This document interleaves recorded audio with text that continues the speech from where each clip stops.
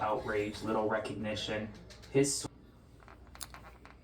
As we move forward, you have to wonder why information comes from one source and not from another.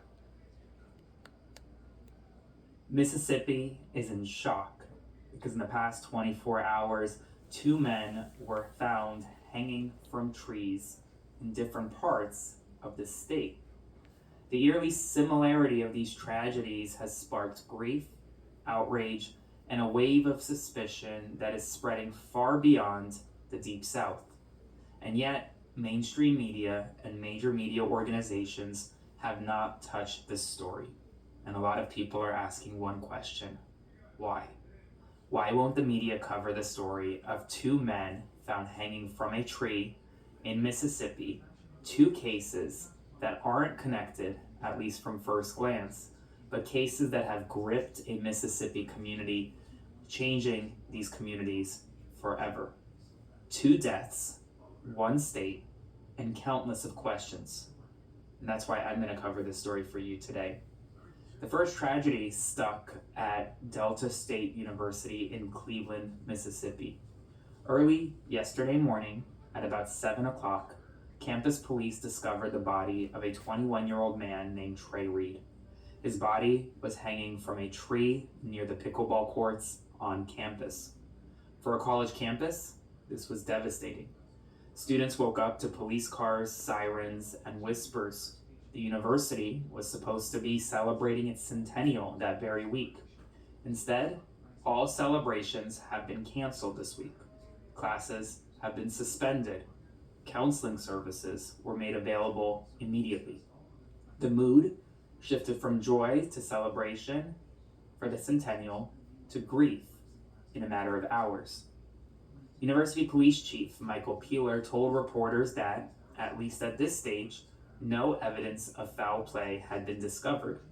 The body was in the hands of the coroner and state investigators, but official statements did little to calm the public. On social media, anger has erupted. Posts have begun to spread wildly and rapidly, claiming that Trey's body showed signs of physical abuse, even broken limbs.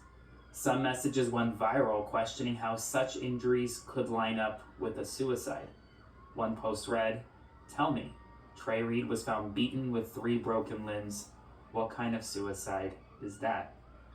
Whether these claims are accurate or not, they've struck a nerve, and rightfully so, because the internet right now is filled with disbelief, heartbreak, and rage over a story that mainstream media refuses to touch.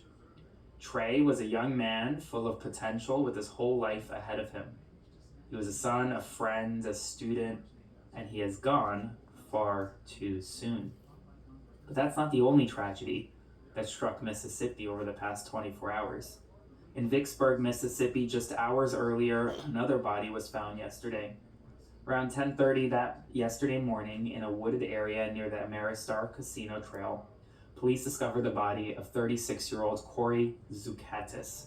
He, too, had been hanging from a tree.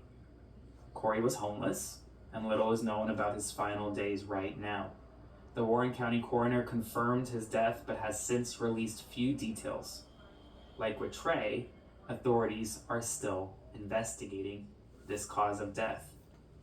But when you look at the bigger picture, timing is chilling. 2 men, 2 very different lives, 2 completely separate cities, both found hanging in the same state on the same day.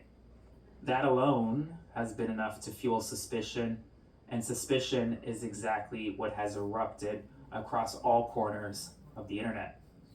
Online, people have been quick to draw connections, whether authorities want them to or not. Among these commentators, many people are asking significant questions as to what happened, why authorities were so quick to say that no foul play was involved, and why isn't mainstream media covering it?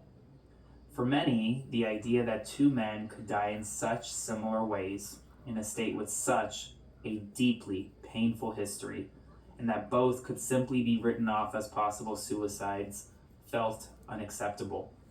And that history, folks, is impossible to ignore because Mississippi is a place haunted by the legacy of lynchings. For generations, black men in particular were targets of racist mobs. Trees became sites of terror, places where families were torn apart and communities were traumatized. Those memories, well, they don't fade, and they don't fade easily. So when modern tragedies look too similar to the horrors of the past, people question, and justifiably so. They protest, they grieve, and they grieve loudly. And many simply do not trust quick conclusions.